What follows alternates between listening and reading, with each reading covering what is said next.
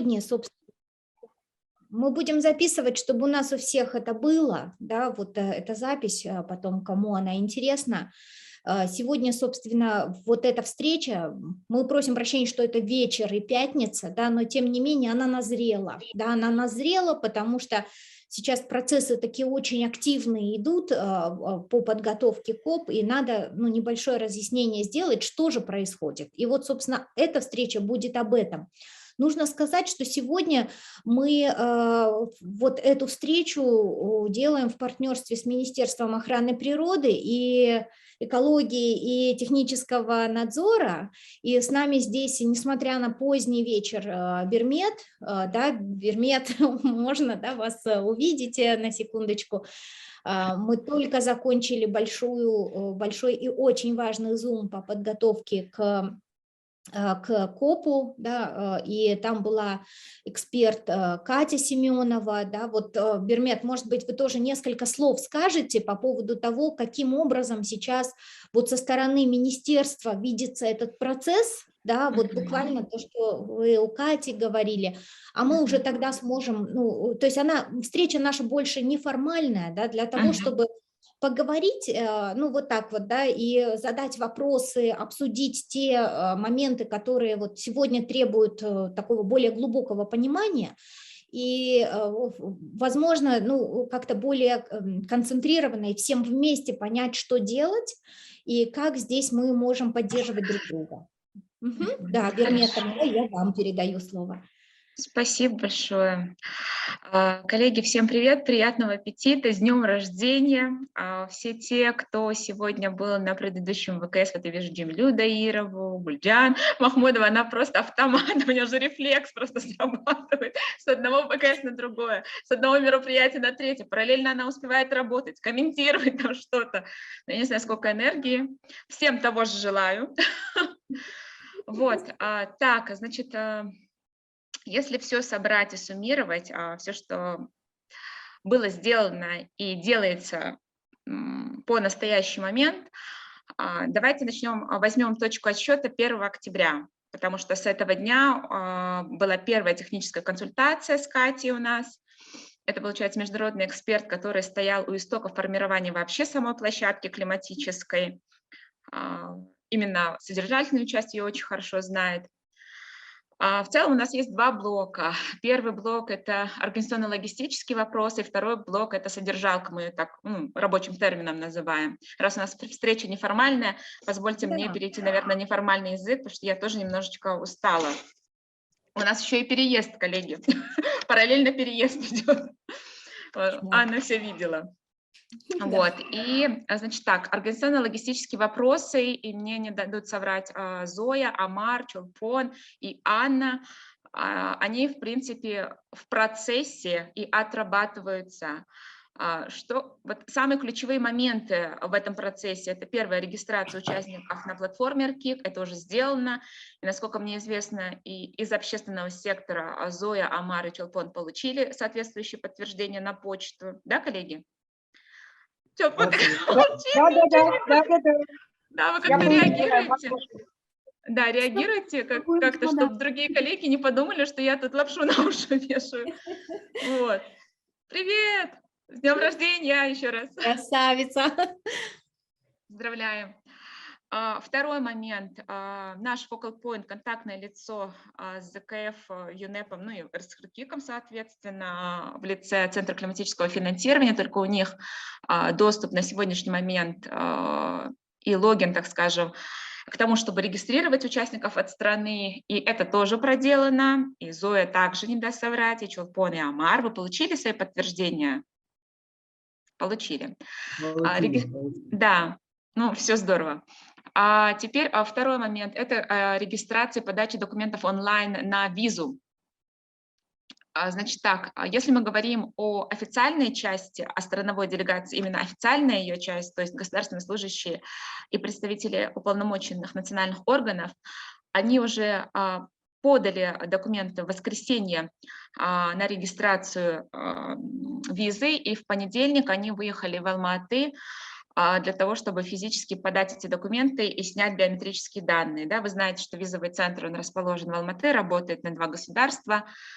И для того, чтобы технически проехать территорию, МИДом была подготовлена дипломатическая нота на въезд соответствующих лиц на территорию Казахстана.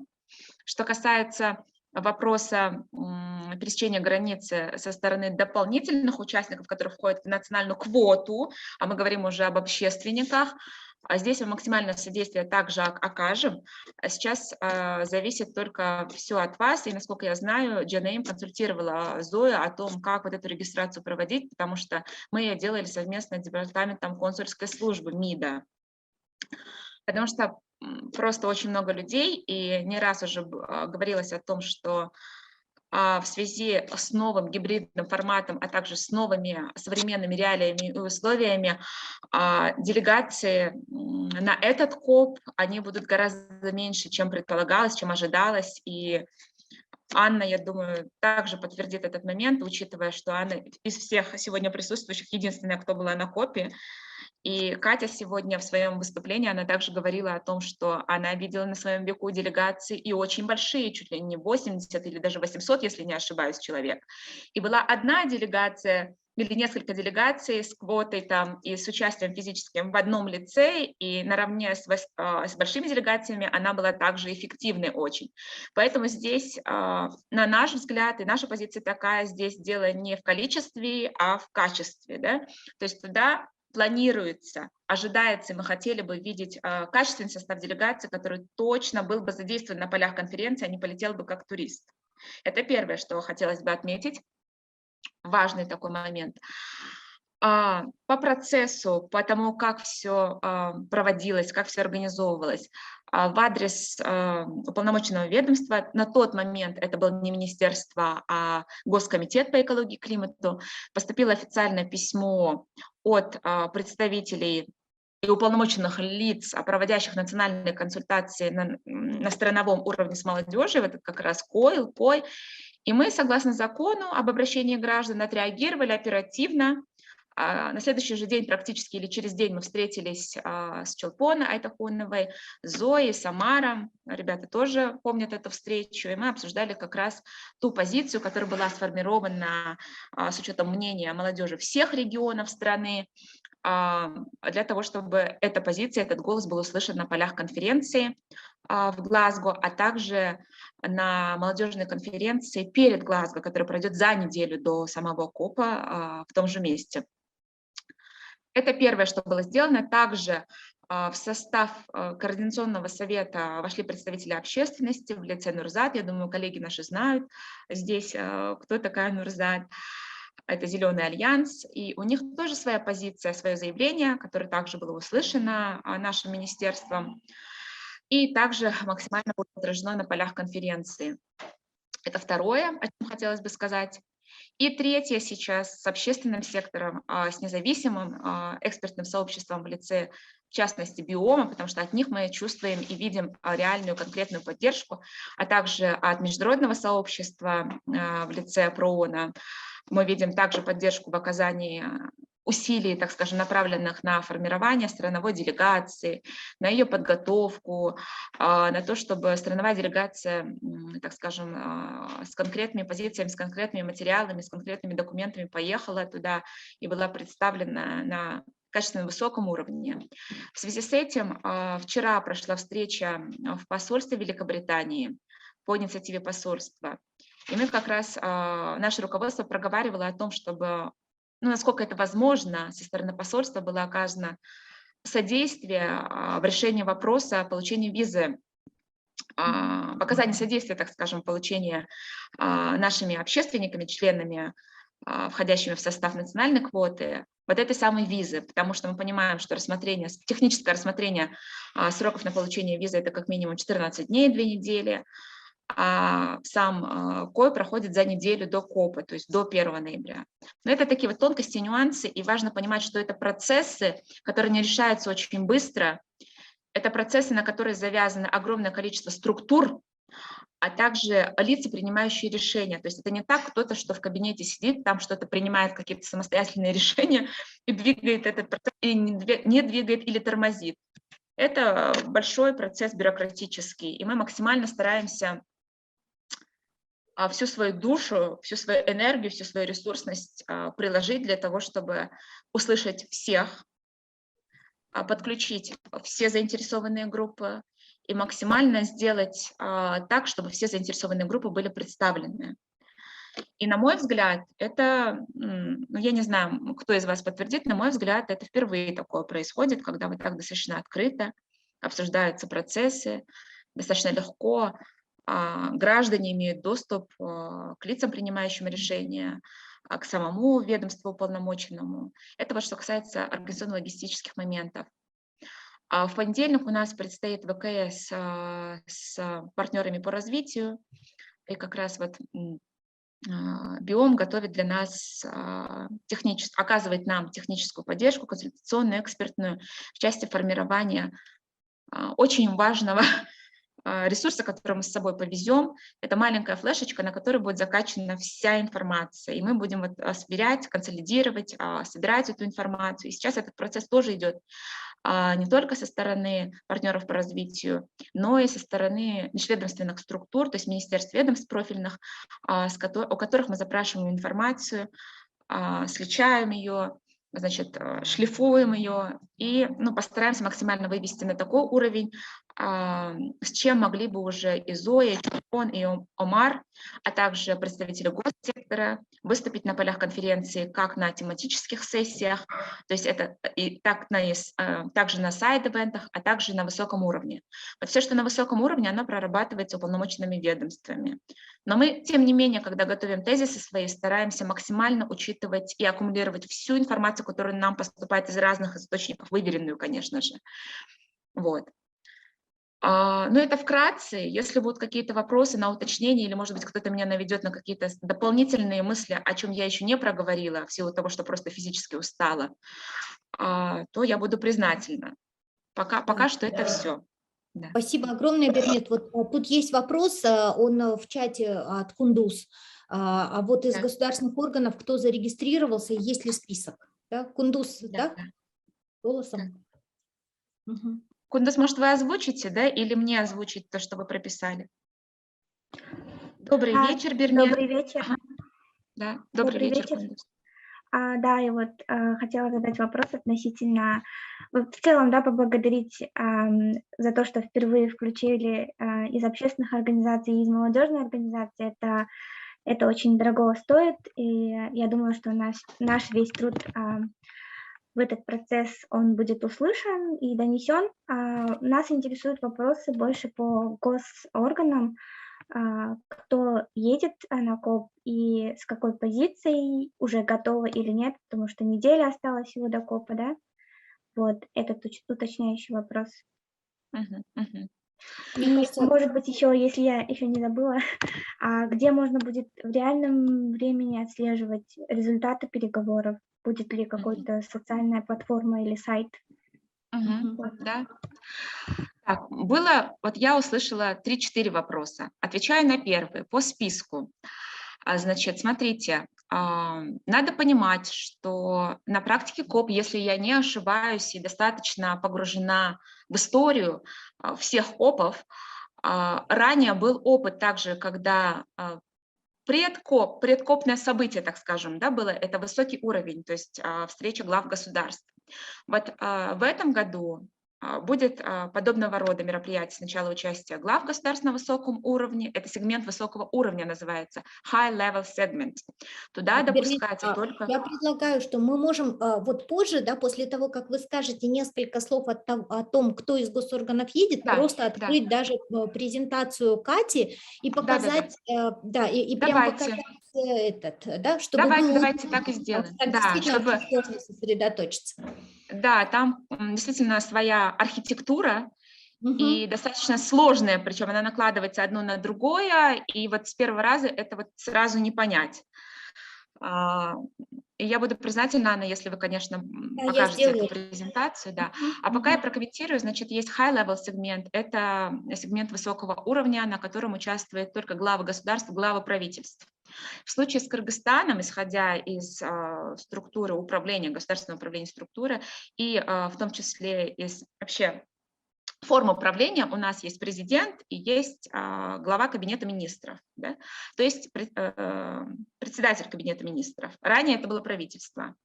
Так вот, на сегменте высокого уровня принимает участие глава государства, то бишь президент. Да? Наш президент Кыргызской республики, законно избранный. Допуск на территорию высокого сегмента у ограниченного количества и круга лиц. Это в основном дипломаты, в основном то окружение, которое работает с президентом. Это не так, что 20-30 человек. Ну, условно говоря, если мы говорим о структурах, это администрация президента и Министерство иностранных дел.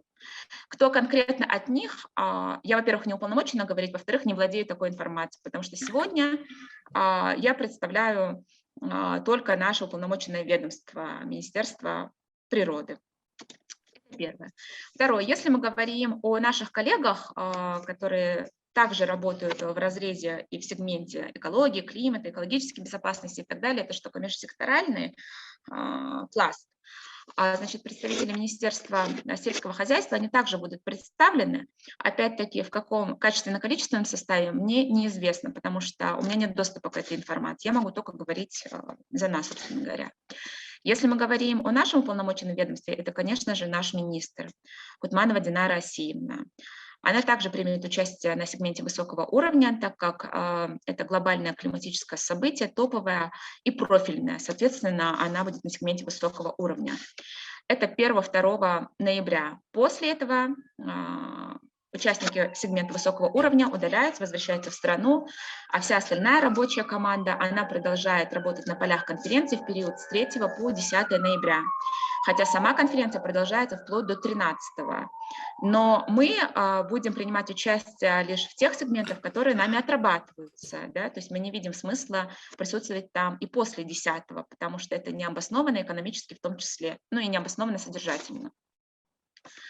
С 1 по 10 ноября будут различные тематические сессии. Ну, к примеру, тематическая сессия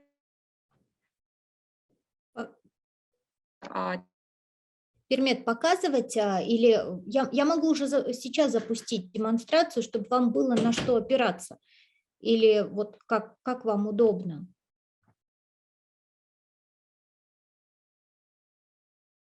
Коллеги? Тематическая сессия на день. Ага. Это у меня зависает, да? Нет, Анна, вас прекрасно слышно. Это, скорее всего, у спикера. У Пермет, да? Пермет, вы пропадаете? Аня, это Бермет зависает. Ага, понятно. Ну, коллеги, я тогда подхвачу то, что говорила Бермет. Сейчас буквально настрою только, потому что, по всей видимости, у них тоже там сложно, да, так, сейчас вот одну секундочку. Беру. По презентацию видно то, что вы включили. Единственное, я боюсь, что вот эти вот штучки, они... Нет, их нету. Их не Никаких видно, да? серостей, пятен нету, да. И ваше вот меню рабочее, его не отражается. Да, ну все отлично. Вот это та презентация, про которую сегодня Катя говорила, и Бермет уже начала предварительно говорить об этом. То есть вот сама адженда, да, или повестка, она выглядит вот так. То есть она разделена, видите, на сегменты, которые окрашены разными цветами. То есть есть вот оранжевый сегмент, это то, что касается официальных встреч. Есть зеленый сегмент, это то, что касается различных воркшопов, специфических ивентов. И вот этот вот сиреневый или фиолетовый, да, это сегмент, связанный с различными ивентами. То есть они называются Global Climate Action Event или GCA, да, по-другому. Вот GCA – это площадки, на которых как бы лидеры или чемпионы вопросов, связанных с изменением климата, будут показывать, демонстрировать свой опыт и рассказывать, как и что они делают. И вот, собственно, Катя Семенова, это эксперт международного уровня, она проделала такую работу, видите, что вот здесь вот она прямо красным и синим отметила, где хорошо бы, на чем хорошо бы нашей делегации сфокусироваться и где какие вопросы поднимать, да. Вот я сейчас в общих чертах смогу рассказать, но уже детали, если вам будут интересны, просто нужно будет запись вот этой консультации, с которой мы только что вот с Гульджан и Бермет мы там участвовали.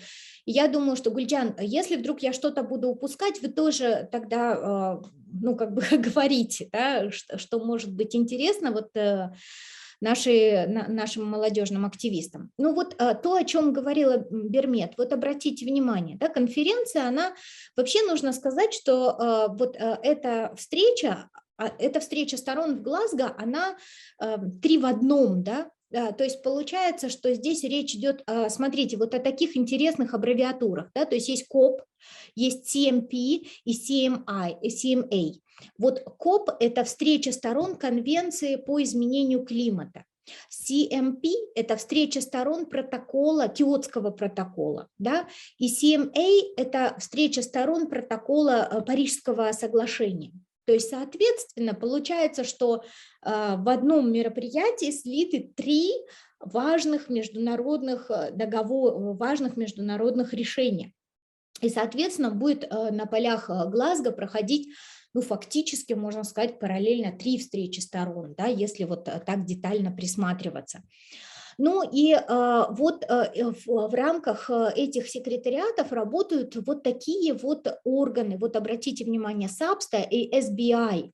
SAPSTA – это специфический орган, который работает в рамках конвенции по техническим аспектам, да, в основном, и соблюдению. SBI – это, вернее, вот этот по техническим SAPSTA, а SBI по соблюдению.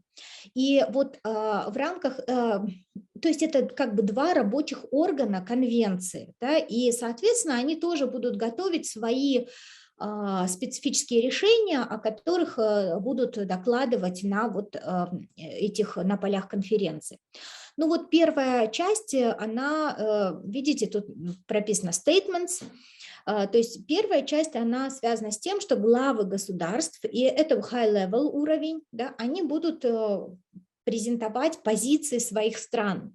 Основная игра вокруг того, чтобы как можно больше стран заявили о своей углеродной нейтральности к середине века, то есть к 2050 году.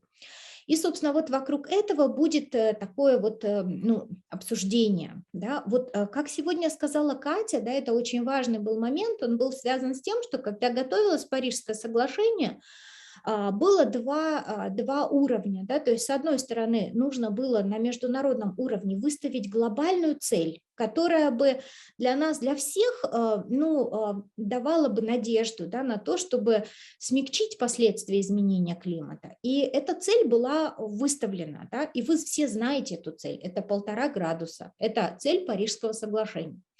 Но при этом, то есть это вот один уровень, да, global targets, а есть как бы bottom targets, да, то есть то, что вот раньше к Киотскому протоколу тоже была глобальная цель, но каждой стране привязывали конкретную цель, что вот страны первого списка, они обязаны были сократить выбросы на столько-то, да, и у них были четкие квоты. Если они не укладывались в свои квоты, они должны были покупать эти квоты у стран там, других, да, которые укладываются в квоты. А страны второго списка, они должны были брать на себя те обязательства, которые они могут. Да? И это было такое большое разделение. Вот сегодня в рамках Парижского соглашения подход другой. И он связан с тем, что глобальная цель выставлена, а дальше страны готовят свои, ну, обязательства, то, что они готовы на себя взять. И уже на международном уровне идет такой сложный подсчет, который калькулирует, сколько же, да, насколько мы готовы достичь вот этой цели.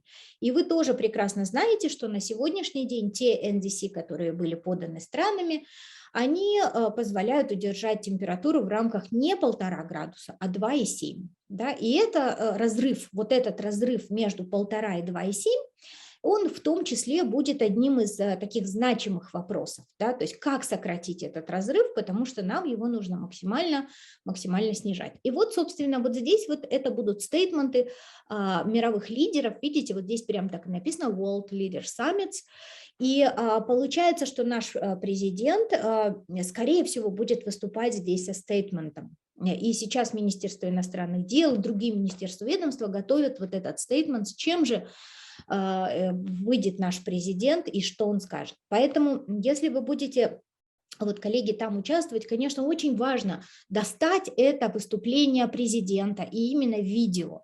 Вот, скорее всего, на полях конференции, то есть вот эти вот зоны, они тоже не просто так, это зоны различного доступа. То есть вот этот доступ, он максимальный, да, это правительственные делегации. Вот сюда уже там могут больше людей, а это вообще достаточно открытые ивенты, где могут там выступать там все и так далее. И вот, но при этом, скорее всего, вот то, что Кундуз задала вопрос, очень ведь важный, да, и мы сегодня его тоже обсуждали. А как можно онлайн подключаться и как можно наблюдать онлайн за тем, что происходит? Будет ли какая-то платформа? Мы тоже сегодня задавали этот вопрос, но пока мы не получили на него ответа. И мы ждем, что вот Катя уточнит ответ на этот вопрос и нам скинет. Но в любом случае для того, чтобы, вот, как бы я для себя приняла решение, я не еду, как вы понимаете, да, но я приняла для себя решение, что очень важно мониторить сайт КОПа, потому что там должны быть какие-то линки и какая-то информация об этом. Вот, теперь, значит, это вот high-level сегмент, и он продлится до, получается, 1-2, да, 31-го, 1-2, там, первые дни, да?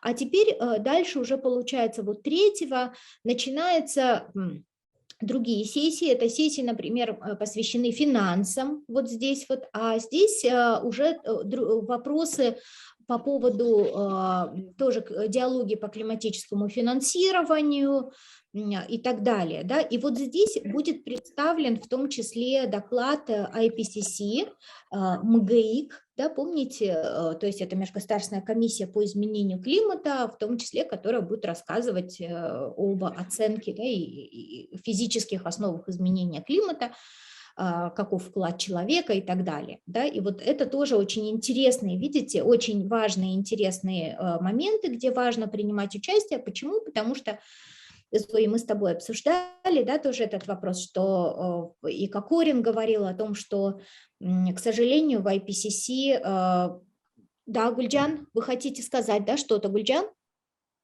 А я хотела после вас, Анна, добавить тоже. Хорошо, хорошо, да, что в IPCC... Я вернулась, у меня связь прервалась, извиняюсь. Да, Бермет, пока у вас связь прервалась, мы просто открыли повестку и я так поняла. очень брифли проходим по ней. Я, конечно, ни в коей мере не думаю, что я смогу повторить то, что замечательно сделала. Нет, нормально все. Да, но просто конечно. в общих рамках, в очень общих рамках показать, как все устроено, да. Вот, и вот мы просто обсуждали, что и Кокорин нам говорил о том, что в IPCC страны Центральной Азии не отмечены как страны с высоким риском, потому что недостаточно данных.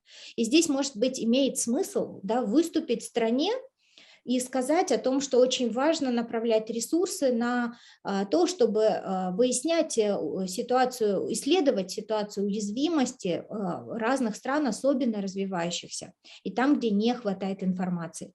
Вот, и вот к вопросу, Кундуз, да, с какой позиции едет страна?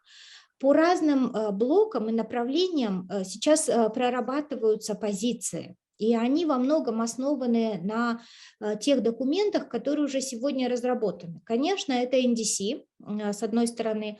С другой стороны, это те позиции общественности, молодежи и так далее. И они как бы вот вшиваются, да, интегрируются в те стейтменты, которые планируются. Единственное, нужно понимать, что стейтменты будут очень короткими. И время там стейтмента максимум 2-3 минуты.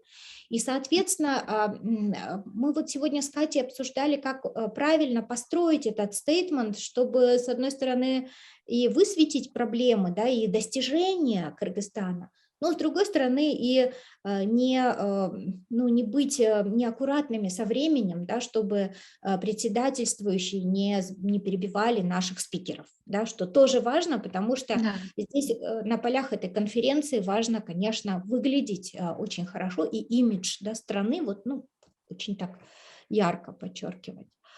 Ну, вот здесь вот, да, Бирмет. Мгм. Да, я полностью согласна с вами. В принципе, можете дальше продолжать, если Да. есть Ну, смысл в этом. Да. коллеги, я просто не очень вижу, да, кто что это, поэтому вы можете перебивать меня в любой момент и комментировать, особенно вот Бирмет Гульджан, потому что мы вместе участвовали на этой встрече с Катей, и каждый удерживает какой-то, я думаю, элемент важный для него, поэтому Ну, я... давайте я тогда, Да, Гульджан, Аня, если вы пожалуйста. позволите, я Да, добавлю, конечно. да, что мне показалось важным, что Катя отметила, что очень важно иметь четкий план перед поездкой. И Катя отметила, что не обязательно пытаться поучаствовать во всех сессиях. Конечно. Она сказала, Да. пожалуйста, выберите именно те сессии, которые считаете вы для вашей страны значимы, и обратите на них внимание. Это первое. Второе, она сказала, что необходимо нарабатывать знакомства, рассказывать о себе, заявлять о себе. Она сказала, как можно больше себя проявить и пытаться действительно собрать больше информации, людям рассказать о себе побольше, что у нас, какие проблемы, что нас волнует, что мы хотим, и при этом улавливать, что дает этот КОП. Я хочу также вот согласиться с Анной, то, что господин Кокорин сказал, что именно для Центральной Азии, Евразийского континента данный КОП не является основным, потому что там больше будет акцент делаться на европейские страны. Но все-таки это отличный шанс показать себя и заявить о себе. Другой момент, что она сказала, вы должны понимать, что поездка на КОП подразумевает какие-то обязательства, что вы по приезду уже должны работать. Я задала вопрос, нужно ли нам разрабатывать какой-то экшн-план. Она сказала, очень хорошая идея, действительно, ее надо продолжать. И третье, вот мне очень понравился, это вопрос прозрачности. Именно в этой области, и я считаю, что это актуально для нашей страны тоже. По прозрачности я не скажу, что плохо, но я не могу сказать, что на все хорошо. Нам надо работать и работать. И я бы пожелала, всем, кто поедет на КОП, вот прям, вам, ребята, придется максимально выложиться, вот это факт, вы наша надежда, но мы должны понимать, это КОП, он каждый год, и каждый год мы должны улучшаться.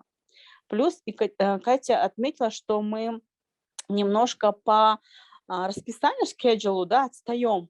Какие-то мероприятия у нас уже должны быть, но мы их закладываем там на 25-й год, а на самом деле мы должны уже их иметь в 23-м году.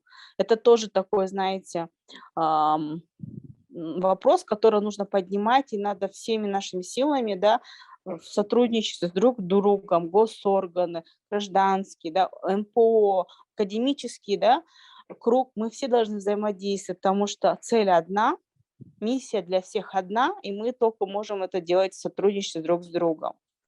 Ну и, конечно, я очень рада, что в этом году такая получилась разносторонняя, делегация, это тоже радует.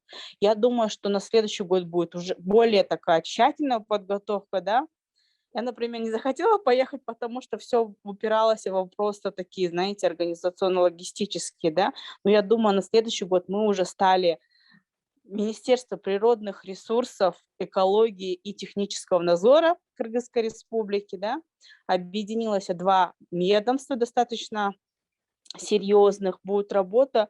Я думаю, уже на следующий год мы должны уже идти с какими-то результатами. Ну, единственное, Так КОП что не так. каждый год, да, тут я хотела чуть-чуть подкорректировать, он проходит раз в 2 года, да, Ну, и я так между, утрирую, да, но конечно. между КОПами происходит то, что вот я хотела подчеркнуть, это САПСТы и SBI, то есть вот САПСТы и SBI, они происходят между КОПами, и в рамках этих встреч готовятся документы, которые принимаются на КОПе. Вот, но это совершенно верно, я тут согласна с Гульджан, что нам нужно вот не потерять этот запал и продолжать дальше работать. Ну вот если пробежаться дальше быстро по программе, то вот обратите внимание, здесь тоже будет вот в фиолетовой зоне это обучение девочек, то есть это гендерные аспекты, да, там и так далее, спорт и все остальное. Теперь, значит, вот опять же, вот SBI и SAPSTA, и видите, вот в конце первой недели, да, то есть есть как бы президент конференции, да, и вот в конце первой недели должно происходить некоторое, conclusion, подведение итогов, что за первую неделю вот эти все группы и так далее наработали. В основном вот тут надо сказать, что вот в этой оранжевой зоне часто вот в первом блоке выступают лидеры стран, а потом в основном имеют слово представители разных групп стран, да, в большей степени, чтобы сэкономить время, потому что до этого вот на вот этих САПСтах и SBI уже разработали документы, да, предварительные, сейчас только группы стран свои позиции как-то утрясают, да, но на самом деле вот как бы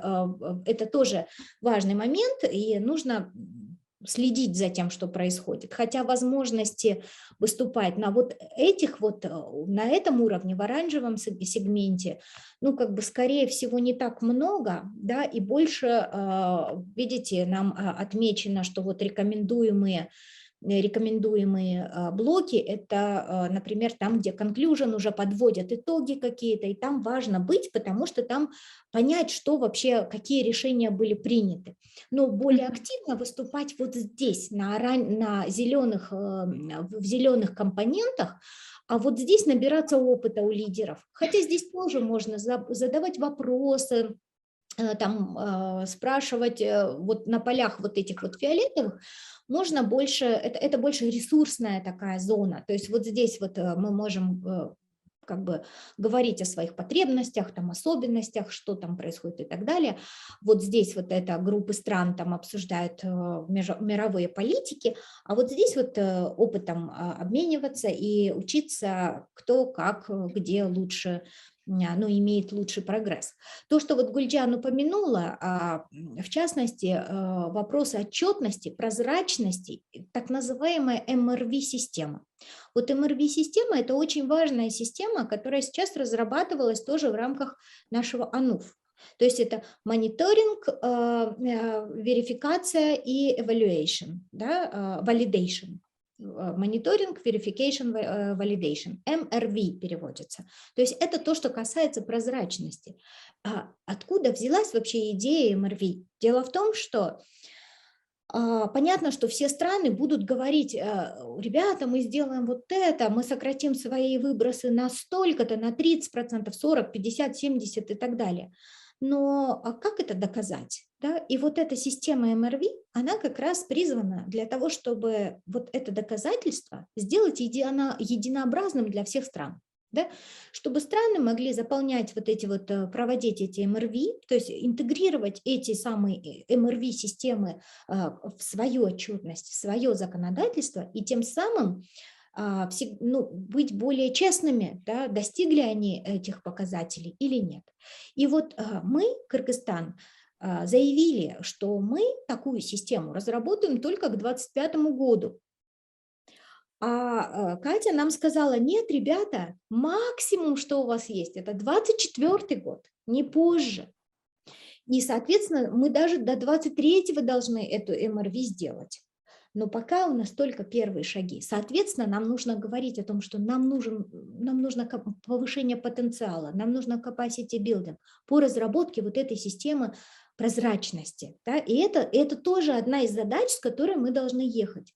И говорить вообще о повышении потенциала, обучении в принципе. То есть, потому что надо понимать, что на сегодняшний день между странами есть серьезный разрыв. Да? То есть кто-то рванул быстро, да, и уже достаточно много, и на уровне политик сделал, и на уровне уже конкретных мероприятий, а кто-то не имеет таких ресурсов и пока должен нарабатывать их. И вот мы как раз в тех странах, которые должны нарабатывать сейчас как можно быстрее потенциал и ресурсы и так далее. Ну и, соответственно, вот этот, видите, конец недели, это обязательно нам нужно здесь быть, потому что нам тут расскажут, а что в результате, да, то есть подведут итоги первой недели, соответственно, ребят, кто поедет вот по этому вопросу, нам обязательно нужно сделать какой-то информационный, ну, не знаю, информационную заметочку, да, то есть послушать, что там будет, и сделать информационную заметочку. Вот, ну и то же самое, да, вот этот уровень, вот здесь, если где-то не было президентов, потому что в начале недели, да, это выступление президентов, но в некоторых странах президенты не едут, едут должностные лица более низких уровней, и тогда они будут выступать вот здесь.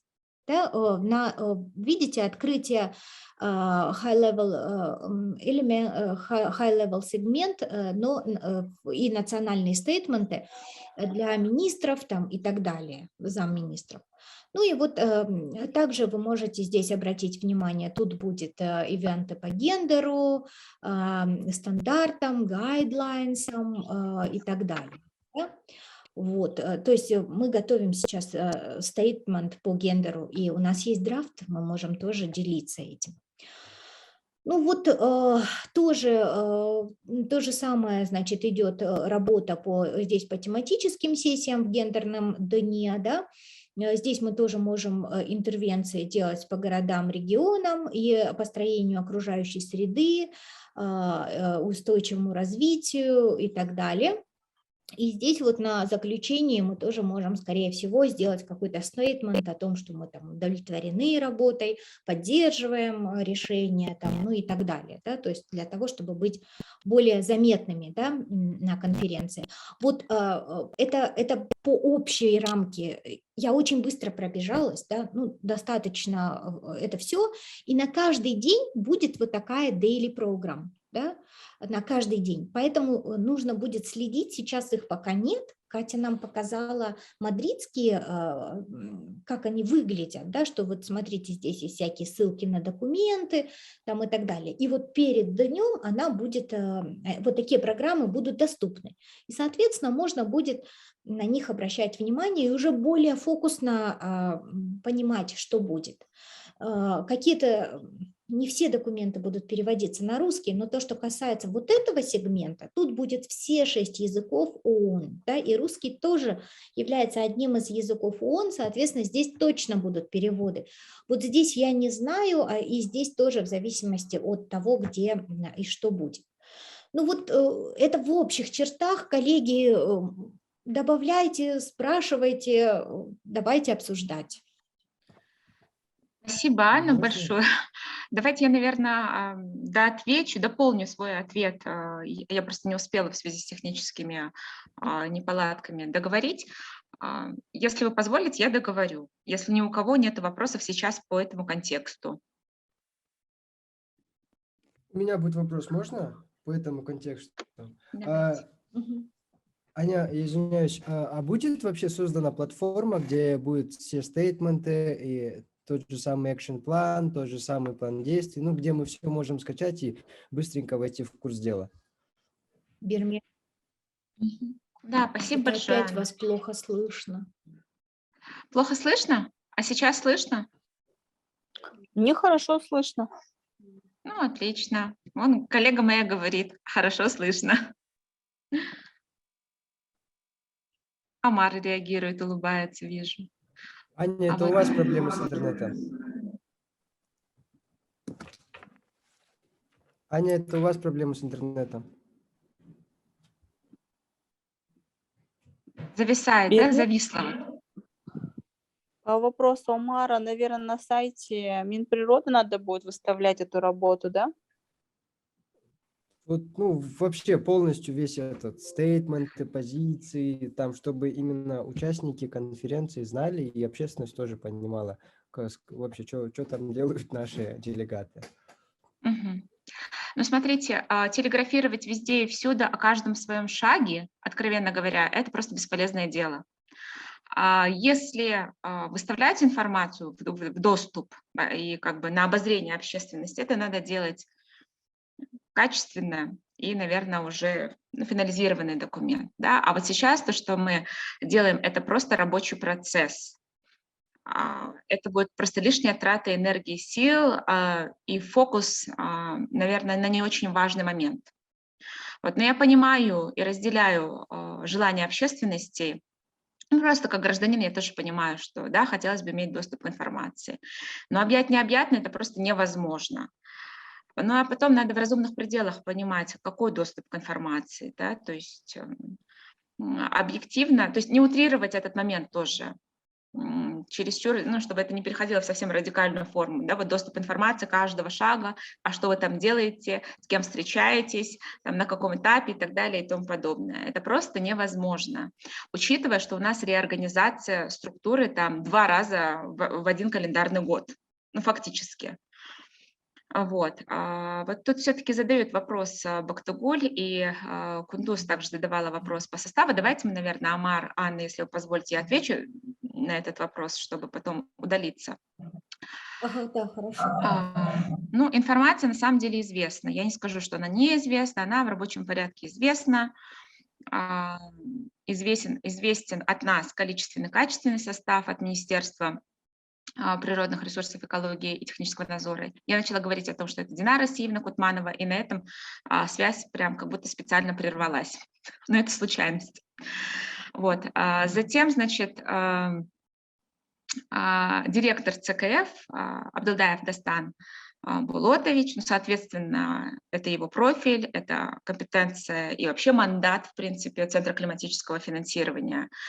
Было бы странно, если бы его не было в составе делегации, потому что разработка, презентация, продвижение всех тех очень важных, Руслан, привет, всех тех важных документов, о которых идет речь, это как раз вот лобби, подготовка, разработка ЦКФ, и, конечно, при поддержке партнеров по развитию и, конечно же, в партнерстве с экспертным сообществом компетентным. Что я еще хотела важно сказать? Так вот, продолжая список членов делегации, сразу хочу сказать, я не еду. Я самопроизвольно отозвалась, потому что, ну, удалилась, отказалась, потому что есть параллельные процессы здесь, которые важно курировать, важно прорабатывать. Ведь КОП – это, наверное, ну, я понимаю, что это глобальное климатическое событие, да, топовое, но у нас не конец света, есть какие-то другие вещи, жизнь продолжается, работа продолжается, важно тоже руку на пульсе держать и курировать параллельные процессы. Они все взаимосвязаны, это то, как раз о чем говорила Анна. Потому что после того, как делегация приедет с КОПа, со всеми этими результатами диалоговых встреч, работы в переговорных группах, значит, выступления с позициями, с тезисами на высоком уровне, участие общественности и нашей команды в сегментах невысокого уровня, да, то есть другой уровень, это вот тематические сессии. Опять параллельные процессы есть, это выставки, это сайт-ивенты, их огромное количество. Наша страна только представляет 2 сайт-ивента, я уже не говорю про то, что другие страны представляют еще международные организации на платформе, на полях конференции тоже сами организовывают. И там же очень важный момент отметила Катя, и Анна, и Гульджан об этом тоже говорила, невозможно объять в необъятное 7-10 человек условно, плюс 3 общественника, просто не могут быть параллельно, и не смогут быть параллельно там в нескольких местах, да. Поэтому с учетом приоритетов, которые обусловлены национальной стратегией устойчивого развития, ОНУВом, который уже утвержден решением Корсовета, а также презентован И сейчас на будущей неделе будет презентация перед DIP-корпусом в преддверии самого КОПа, это важный момент. И после возвращения также планируется диалоговая платформа, на которой мы выступим уже с отчетом с неким. Вот это и будет та платформа, к которой вы сможете иметь доступ. Да? Вот. А говорить о таком сиюминутном, там, ежечасном, еженедельном отчете, это просто нереально в условиях, в условиях государственной реорганизации, да, государственных органов вот в стране. Так, значит, Дастан Абдулдаев, затем начальник управления нашего, Ибраимов Бексултан Мелисович, он курирует весь этот процесс, это вот наше управление, в котором мы работаем. Ну и, собственно говоря, по одному сотруднику из соответствующих отделов. Ну и все. И плюс мы включили, значит, Челпон, Зою, Амара. Но, коллеги, важно понимать, что это утвержденный предполагаемый состав, который мы хотели бы видеть на полях конференции. Но есть обстоятельства непреодолимой силы. Есть такие моменты, которые могут повлиять на то, что мы там будем или не будем. Да? Это уже от нас, возможно, будет и не зависеть. Это, во-первых, ковидная ситуация, потому что, допустим, на прошлой неделе буквально все было нормально, там Россия и другие страны крупные были выведены из красной зоны, да, и мы так подуспокоились, потому что понимали, что все маршруты можно будет как-то проработать, да, логистически. А вчера я смотрела новости, отслеживала, в России там по 1000 человек за раз умирает. Ну, то есть это уже как бы напряженность такая. Что будет через неделю, я не могу сказать. Я думаю, это прекрасно понимают и организаторы КОП, и поэтому они рекомендуют, чтобы составы делегации по количеству были очень сжаты, маленькие, и чтобы акцент делался с фокусом на приоритеты, указанные в ОНУВе.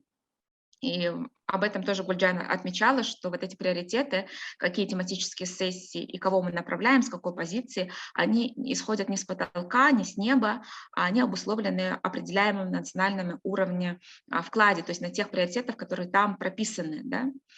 Вот, и, естественно,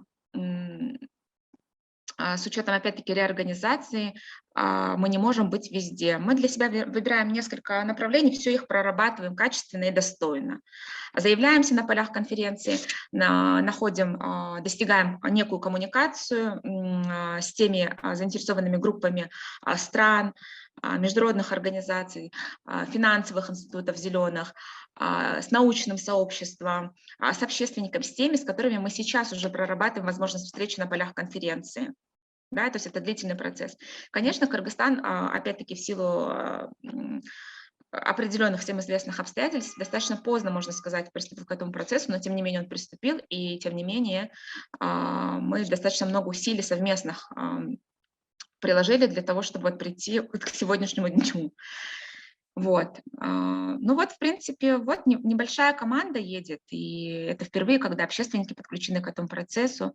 Нет никакой гарантии, кто из нас получит визу, получат ли ее все, или получит ли только Амар Даиров, там, к примеру, и там сотрудница наша одна, Джанаим, да, другие могут и не получить. Это все зависит от визового центра, от консульства Великобритании, на их решение. Мы никак не сможем повлиять, потому что есть правила, международные правила, на которые мы не можем повлиять, и нам никто не обоснует, почему там кто-то получил, кто-то не получил визу.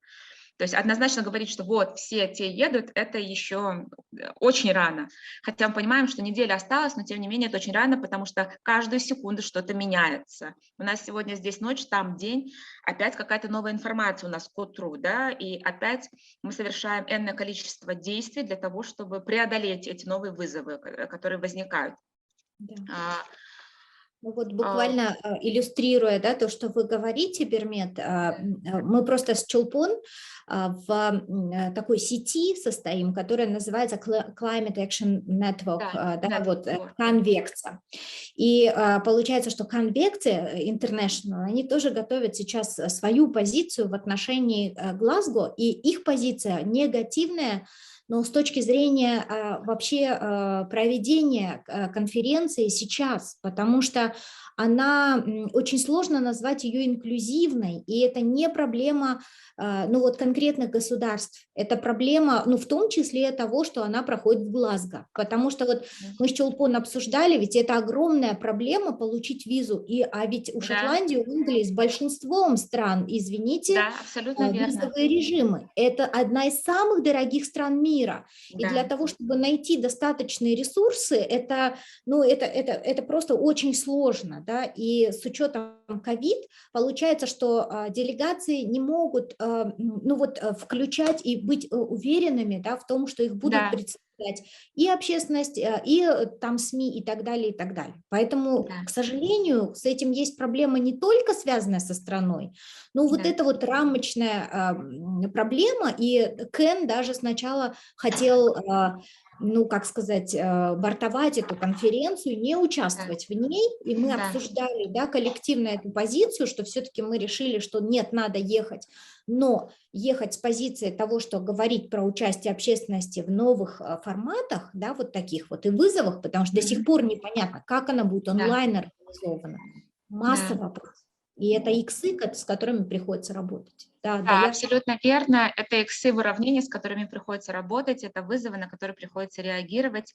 И, возможно, со стороны это кажется достаточно простым, найти решение, но в тех технических условиях и реалиях, в которых мы находимся, как внутри государства, так и на международном уровне, это достаточно непросто. Уж поверьте мне, по-моему, мой внешний вид и мешки под глазами об этом свидетельство. Теперь я вот хотела бы ответить на вопрос, точнее не на вопрос, на комментарии Кундос в общем чате. Я не берусь и не хотелось бы мне комментировать вопрос, там, вот, который сейчас здесь прописан.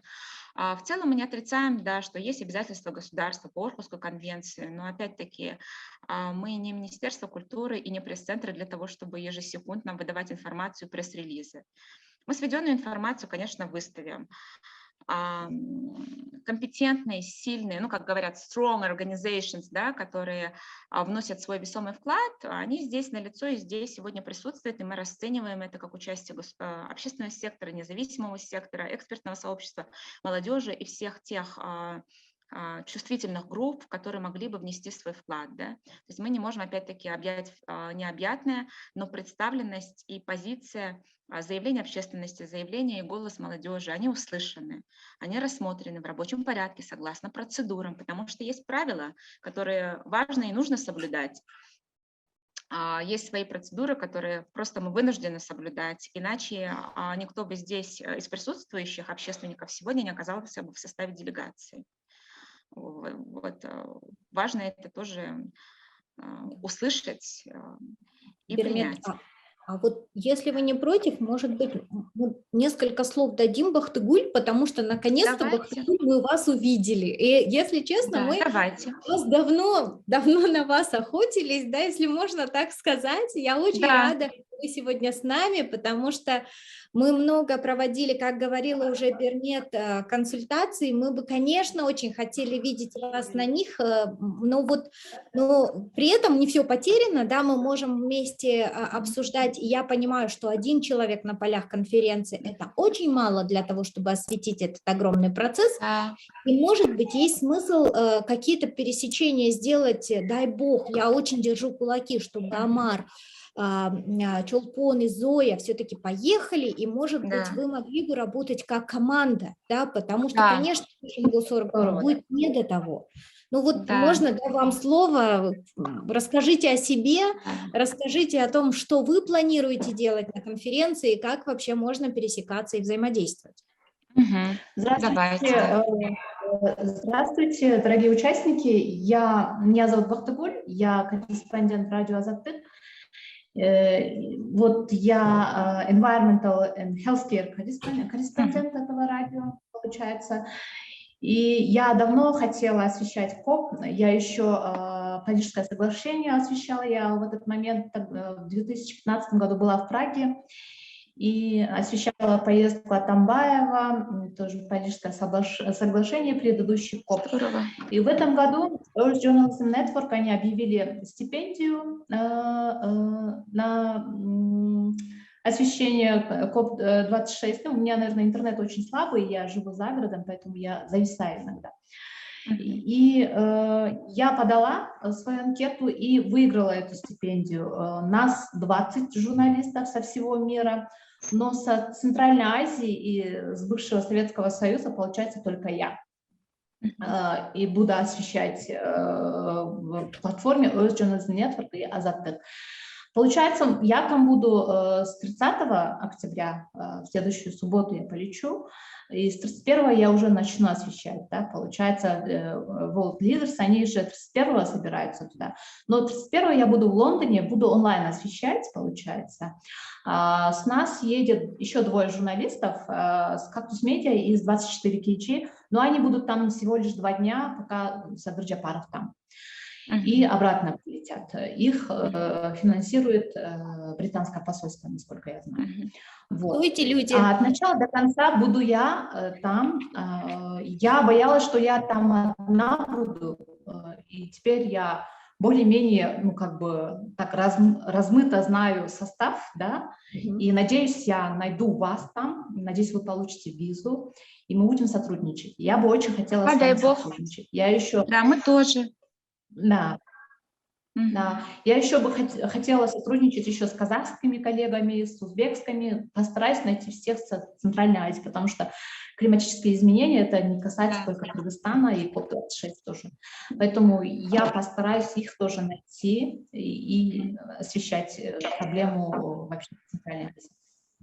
Ну, здорово, Бактыгуль, мы очень рады вас Просто видеть. пока мы далеко не ушли, Бактыгуль, я вам рекомендую найти павильон Центральной Азии в этом году на этом копе. Это Реца делает. Ну, более подробно можете зайти на ИКАИС, там, в принципе, это есть. Индир, отправь, пожалуйста, в чат ИКАИС сайт, да, чтобы сразу ссылочку. Линки. Можно я откомментирую, если возможно, Анна, да, чтобы я вот все-таки удалилась, наверное, потому что 4 дня мы заседали онлайн на совещании сторон Женевы по Орхусской конвенции. Я, откровенно говоря, вымоталась. Вы мне простите, конечно. Вот. Смотрите, Бактыгуль задала вопрос. Бермет, я не поняла, почему вы будете выставлять потом, СМИ имеют право знать же. Окей. Я это расцениваю следующим образом. Наверное, Бактыгуль, ну вы же позже подключились, может быть, у вас проблемы со связью были, но такого контекста, как вы транслируете, не было. Речь шла не о том, что мы не будем освещать поля конференции, а о том, как уполномоченный орган и государство выступает и с какими позициями. Да? Наоборот, мы за этот процесс. Если бы мы были против этого процесса, наверное, вряд ли бы сегодняшний этот ВКС состоялся, все последующие ВКС вряд ли бы состоялись, и предыдущие встречи с НПО-сектором тоже вряд ли бы состоялась. Это наша инициатива, мы хотим достаточно быть прозрачными, но опять-таки с учетом текущих технических возможностей, текущей реальности, да, но мы реалисты, и мы осознаем все достаточно реально, по крайней мере, связь с Землей мы еще чувствуем. И в этом смысле речь не шла о том, что мы будем что-то там скрывать, утаивать или не освещать. Нет, именно для этого мы включаем общественников, лоббируемых, для того, чтобы они нам помогли, и в кооперации с ними мы могли максимально эффективно транслировать в общественную среду людям, вообще всем гражданам Кыргызстана информацию, что же реально происходит на полях конференции. Вот буквально живые люди, Амар, Чолпон и Зоя, будут, собственно говоря, в том числе и этим заниматься. Потому что у нас нет своего штатного, так скажем, журналиста, который мог бы поехать с нами. Более того, у нас нет финансирования и возможных дополнительных источников финансирования на это. У нас, в конце концов, толком нет, ну, если откровенно уже говорить так, по-бытовому, да, не для распространения в СМИ, а так как у нас встреча дружеская, неформальная, мы из здания в здание перемещаемся с частотой раз в 2 месяца. Я уже не говорю о том, что у нас не хватает просто людей. которые хотели бы прийти на государственную службу. То есть проблем много, и все это время мы о них не говорили. Но так как у нас сегодня своя беседа, я думаю, назрел тот момент, когда важно и нужно об этом сказать. Поэтому те, кто, ребята, готовы и хотят работать в государственном органе в сфере климата, экологии, там, экологической безопасности, технического надзора, пожалуйста, welcome, приходите, участвуйте в конкурсе. Да хоть завтра приходите. У нас все молодые ребята, они выпускники вузов, мы их с удовольствием берем. Мы понимаем, что их надо взращивать, вкладывать в них, и они прекрасно тоже понимают, какая ситуация. Поэтому, Бактыгуль, мы будем очень рады с вами сотрудничать. Более того, мы напрямую ведем переговоры с РЭЦ на протяжении 2 месяцев с момента заседания, климатического заседания региона в Душанбе, вот ЦАКИК, Центральноазиатская климатическая платформа. И в рамках и на полях конференции также будут сайт-ивенты и павильоны страновые государств Центральной Азии при поддержке РЭЦа. И мы вам с удовольствием поделимся с вами контактами всех организаторов, в том числе пресс-секретарем, который будет освещать и коммуникацию поддерживать с представителями СМИ. Это без проблем. Об этом я как раз и собиралась говорить сегодня, но, к сожалению, технически что-то прервалось, и мне не удалось просто проговорить это. Поэтому, Бактыгуль, нет, вы не переживайте. Мы в курсе были, что вы поедете, в курсе о вас и о других 2 ваших коллегах, а об этом нам сообщал ПРООН, GIZ. Вот, мы понимали, что вы поедете, и как раз здорово, что вы вошли, и вот мы сегодня с вами физически онлайн встретились. Вот, и есть, смотрите, Бактыгуль, мы в самом начале об этом говорили, есть официальная делегация высокого уровня. Это только high-level сегмент, который вы будете освещать. И есть официальная делегация, так скажем, 2-й эшелон. Это вот рабочие лошадки, которые поедут как раз-таки с 3 по 10. Да. И есть официальная страновая квота, в которую входят общественники, и они будут уже на компоненте тематические сессии. Это 3 разных платформы. Это только 1 уровень КОПа. И, значит, я бы сказала, 1 этаж КОПа, да, если об этажах говорить, о накладках, надстройках. И Анна в самом начале презентации со ссылкой на выступление и техническую консультацию Кати, международного эксперта, она приблизительно рассказала о том, какие там надстройки, то есть параллельные процессы, как по горизонтали, так и по вертикали проходят. И там невозможно просто быть везде, когда вас 7 человек, и дай бог, чтобы они все получили визы. То есть не факт еще, что кто-то получит из них визы. Вот. Вроде бы я ответила таким образом на вопросы Кундус, если не ошибаюсь. Вот. А если говорить о приоритетах, о том, какие тематические сессии выбраны, отобраны, вот есть утвержденный ОНУФ. Презентация его была, Анна, вы, по-моему, присутствовали на этой презентации, если не ошибаюсь. И Индира в чат тоже скинула, где можно его прочитать. То есть доступ к ОНУФ есть по ссылке. Коллеги, если более того, нет, да, пожалуйста, вы можете... Да, он есть еще и на официальном сайте Центра климатического финансирования. Вы просто введите в Google ЦКФ, и вы найдете все документы, они в открытом доступе.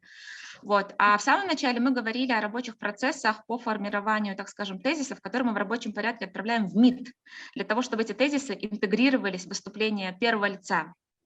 Вот. Ну, естественно, мы их выставлять не будем до того момента, как глава государства не выступит на полях конференции. Это же рабочий процесс, и как о них можно телеграфировать и выставлять их? Ну, конечно, до этого это просто неверно. Да? Но единственное, вот поддерживая Бермед, я хотела бы сказать, что коллеги, это и Катя сегодня об этом говорила, что вот все, кто туда едут, мы понимаем, что на вас ляжет очень большая нагрузка, и физическая, и эмоциональная.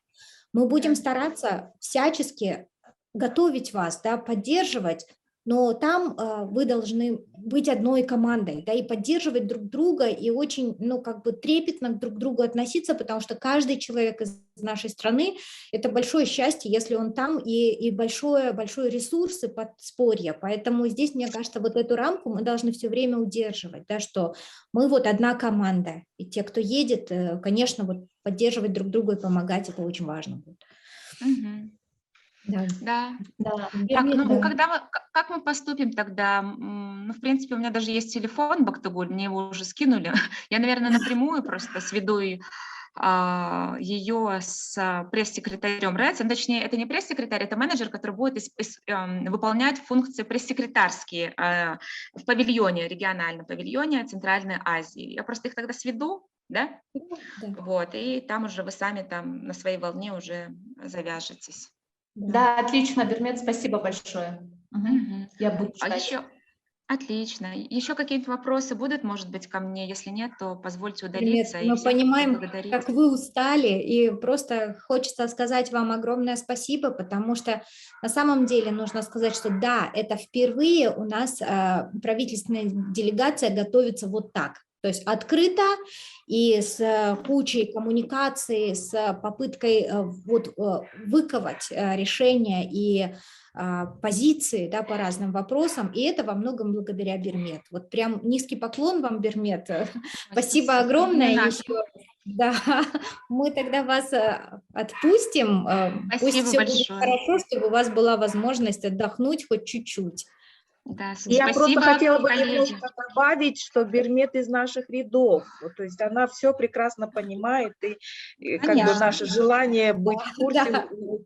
То есть поэтому я думаю, она к этому всему будет правильно и относится правильно. Да, конечно. Да, и, коллеги, буквально чуть-чуть просто из опыта, может быть, это не к месту, но все равно, все, кто бывает на КОПе, а, как правило, вот, из общественников, все пишут, все на всех сессиях, где побывали, к вечеру, прежде чем лечь спать, какие бы уставшие не были, это Амара, Чулпон, вот Зоя, все равно вам придется писать, вот были сегодня то-то, обсуждалось вот то-то, вот это коротко, и все скидываете в нашу и фотка.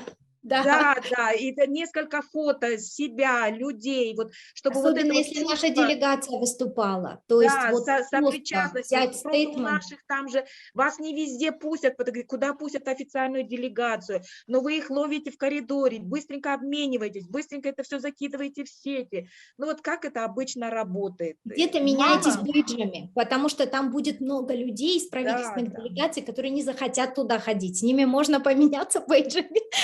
Да.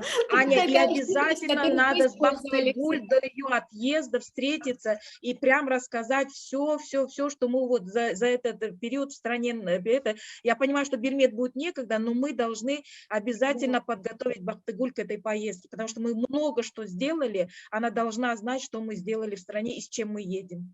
Да. Спасибо, Бермет, еще раз. Да, спасибо. Да. И еще я вот о чем хотела бы сказать. В приложении App Store и Play Market, если я не ошибаюсь, но я ссылочку тоже кину, по-моему, я кидала ее, Анна, вроде бы вам, но если не кидала, скину. Есть приложение Коповское как раз, и там вы скачав, сейчас вы увидите архитектуру, адженду большую, да, а уже ближе к Копу там будут вот эти вот daily agendas, да, о которых говорила Анна. И насколько я поняла эту платформу, вот кто-то задавал вопрос о платформе, будет ли какая-то платформа, она есть, вы ее скачайте на телефон для того, чтобы уже сейчас ориентироваться в пространстве, да, чтобы не ехать туда и как бы вот не столкнуться вот с тем, что вы видите, и не попасть в эйфорию, а уже сейчас морально настраиваться. Это первое. И второе, надо понимать, что этот формат, он гибридный, то есть офлайн и онлайн. Не все ведь государства, не все заинтересованные группы будут офлайн там присутствовать. Есть и те, которые будут онлайн, и такая опция есть. Как к ней подключиться, наверное, я тоже Анне скину, и Анна уже всем остальным телеграфирует. Последнее, что я хотела сказать. Делаю. Да. Хорошо. Всего доброго, всех люблю, всем мира, благ, здоровья. Пока. Пока-пока. Гульджан, вы хотели, я просто увидела вашу руку. Спасибо, Бермет, еще раз. Хотела добавить. На самом деле, действительно, сейчас очень сложно именно во всех госорганах. Это, на самом деле, такой тяжелый процесс, болезненный, когда, извините, и так работы много, да, а тут еще такие достаточно существенные изменения, вот просто сумасшедший, знаете, такой поток всего, и ты должен успеть кому-то что-то передать, при этом собираешь чемоданы, при этом ходят люди, меняются кабинетами, меняется правительство, нужно быстро закрывать, это очень сложно, да. И я хотела бы повториться, да, вот коллеги, товарищи, да, это не последний КОП, Да, он важный. Мы все как бы ждем, это достаточно весомое, да, мероприятие для всего мира, да. Но есть работа, которая будет после КОПа. Вот это, я считаю, тоже является одним из самых важных моментов, да. Мы должны будем после КОПа провести огромную работу, да, и очень важно понимать, что на самом деле потом перед следующим КОПом-то вот она вот поправила 2 года, да, раз в 2 года. Не такой-то и большой срок это на самом-то деле, с учетом того, что у нас как бы очень сложные процессы, да, принятия тех или иных законов, да. И хотелось бы, как бы, чтобы с пониманием относились, да, не всегда хочется, как бы, как всем хотелось бы, да, есть свои правила, рамки, к сожалению, да, но мы будем за всех молиться, чтобы все получили визу, потому что делегация у нас небольшая. Второй момент, вот Индира Джакопова сказала, да, вот писать, вот на ее платформе ИКАИС, я думаю, Индира Иджи с удовольствием будет помогать, шерить информацию, да, тоже, пожалуйста, пишите, да, вот все ваши заметки будут очень нужны и важны для всех нас.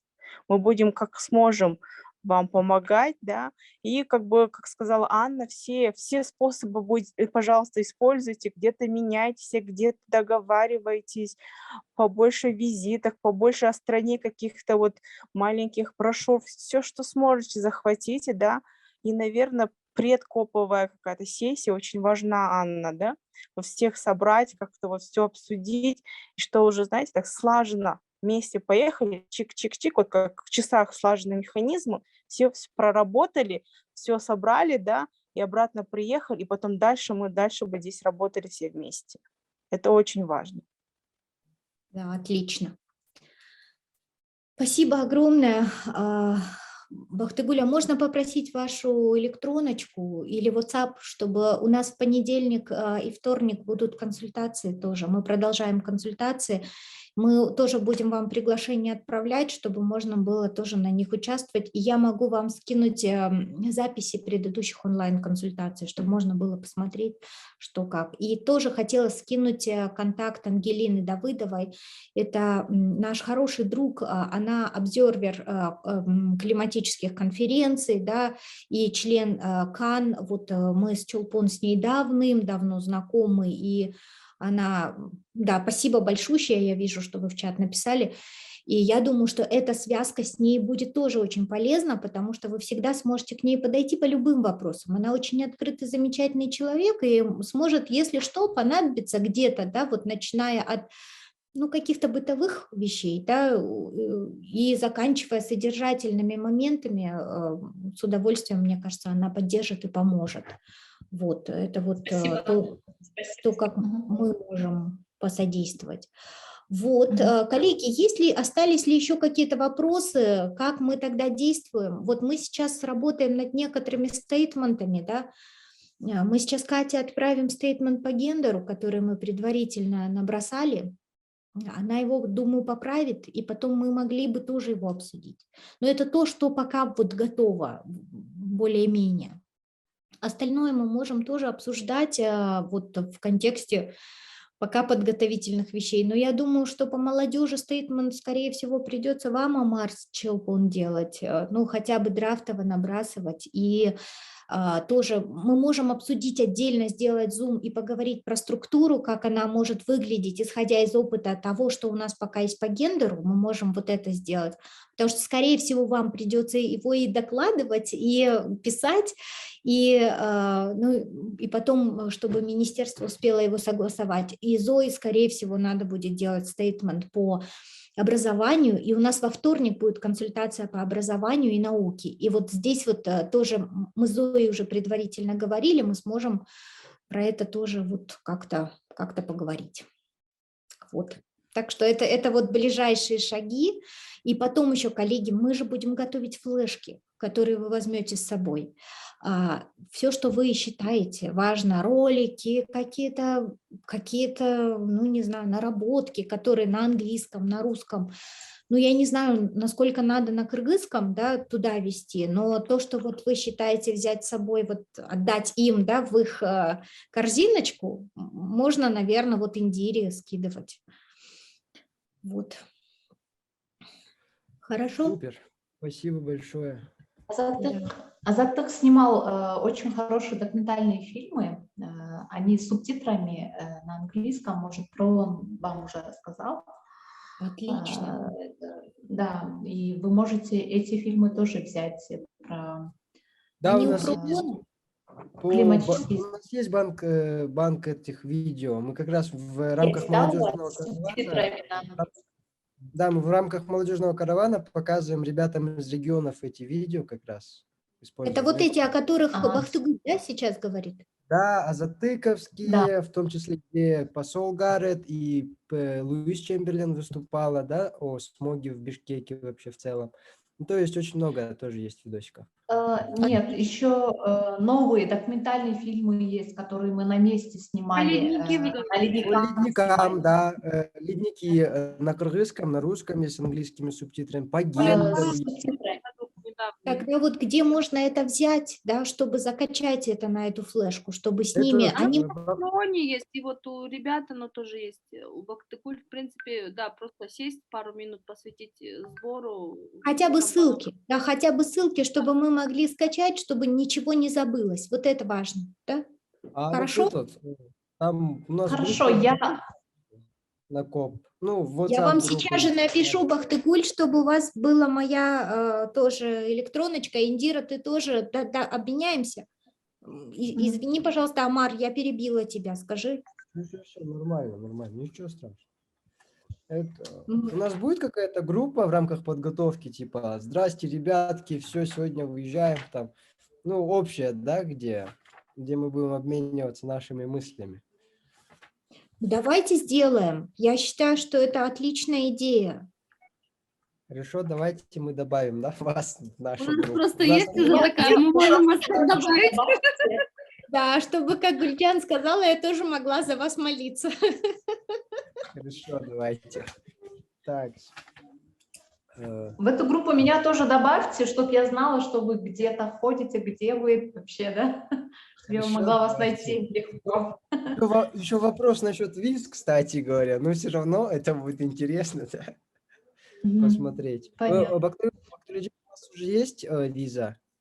А я визу давно получила, да, я в сентябре еще, в конце сентября, кажется, Бактыгуль была первым человеком с Кыргызстана, кто вот еще давным-давно знал, что она едет, получила аккредитацию и визу, да, Бактыгуль? Потому что мы-то знаем, что... Аккредитацию получила сперва, потом визу, да, и потом повторную аккредитацию прошла где-то неделю назад, да, вот. А я вообще была в шоке, когда узнала, что нет списка делегаций, да, я вчера звонила МИД, и, ну, там они мне сказали, что еще неизвестно, что в середине следующей недели будет известно. Я такая говорю, как? За 2 дня визу получить же невозможно. Там Они в этот понедельник ездили и ездили только отдавать документ. Ну, потому вот что вот здесь реструктуризации, да, и поэтому непонятно, рано говорить, потому что пока еще ни у кого вот на руках пока нет ее, они, ну, в общем, вот такая история.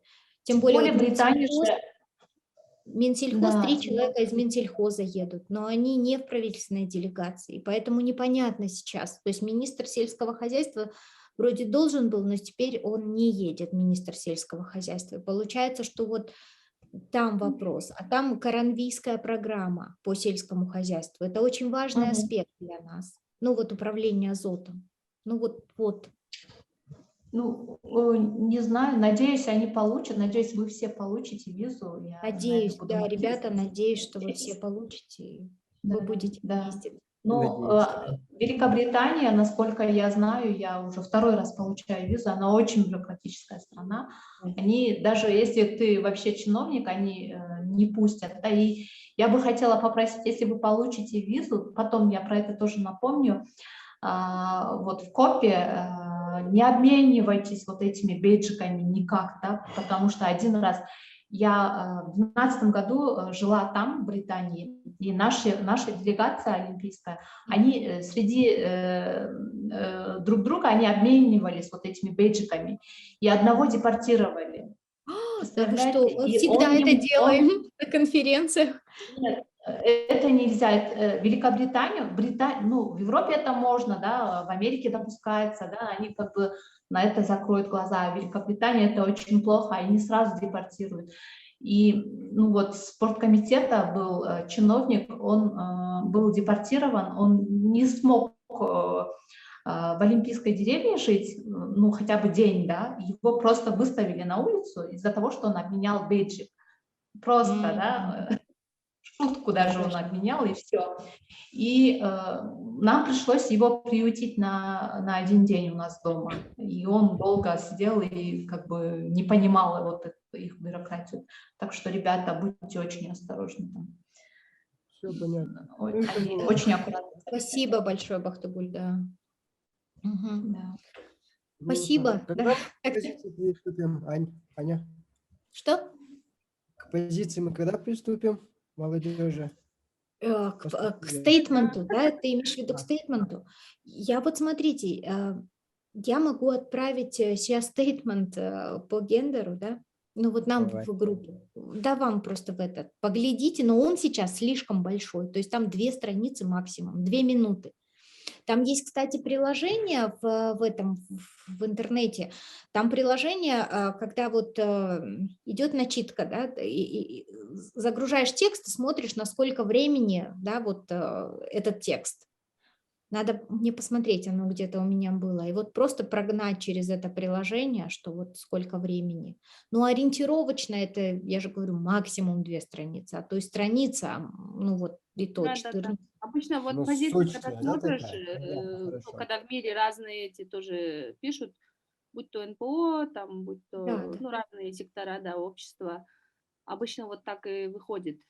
Самая суть, основное, Да. ну, мало воды, позже... Потому что просто не дадут больше времени говорить.